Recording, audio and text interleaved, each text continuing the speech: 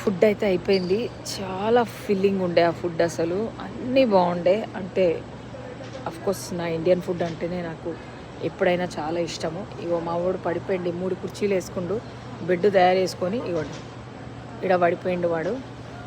ఎందుకంటే మేము ఇవాళ పొద్దున 4కే లేచినాం యాక్చువల్గా. ఎందుకంటే ఫ్లైట్ 7కు ఉంది కాబట్టి మేము లేచి మొత్తం అంతా చెక్అవుట్ చేసి హోటల్ చేసే వరకు, అందుకని 4కి లేవాల్సి వచ్చింది. అందుకే పడుకుండు వాడు.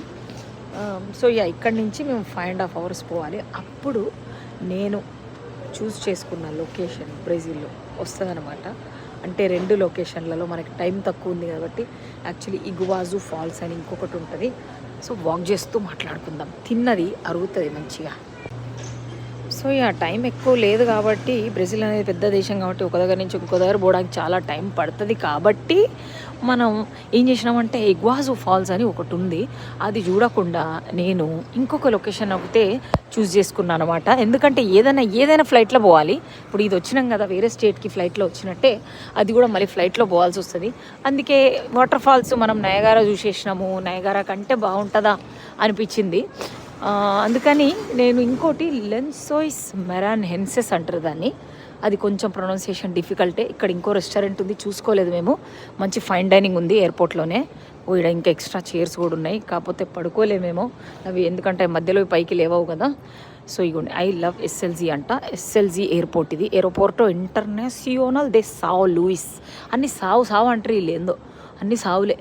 ఎంబార్క్యూ అంటే బయటికి వెళ్ళిపోయేది, డిసెంబార్క్యూ ఎంబార్క్యూ అని ఉంటాయి, పోర్చుగీస్లో రాసి ఉన్నాయి.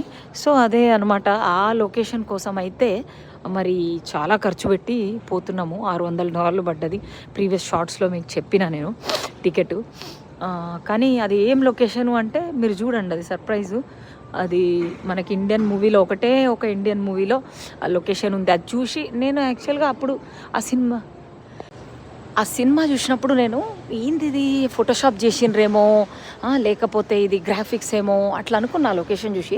తర్వాత మొన్న బెస్ట్ ప్లేసెస్ ఇన్ బ్రెజిల్ రావాలనుకున్నప్పుడు రీసెర్చ్ చేస్తుంటే, best places in Brazil research చేస్తుంటే నాకు కనపడ్డది ఏంటంటే ఆ లొకేషన్ కనపడ్డది. నేను అనుకున్నారే ఇది ఎక్కడో పాటలో చూసినాము అని చెప్పేసి మళ్ళీ వెళ్ళి ఆ లొకేషన్కి వెళ్ళి చూసి మళ్ళీ రీసెర్చ్ చేస్తే అది అదే లొకేషన్.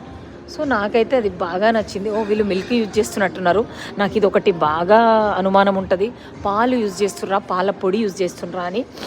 సో ఓపెన్ చేసి చూపించింది, అది పౌడరే అనమాట. పాలు అయితే లేవు లోపల, 4 రకాల పౌడర్లు ఉన్నాయి. దాంట్లోనే ఏంటంటే పాలపొడి ఉంటుంది. సో అది గైస్, ఆ లొకేషన్ కోసం అయితే నేను ఇంత కష్టపడి ఇక్కడికి వచ్చినాము. రేపు చూపిస్తాను మీకు ఆ లొకేషను ఏంది.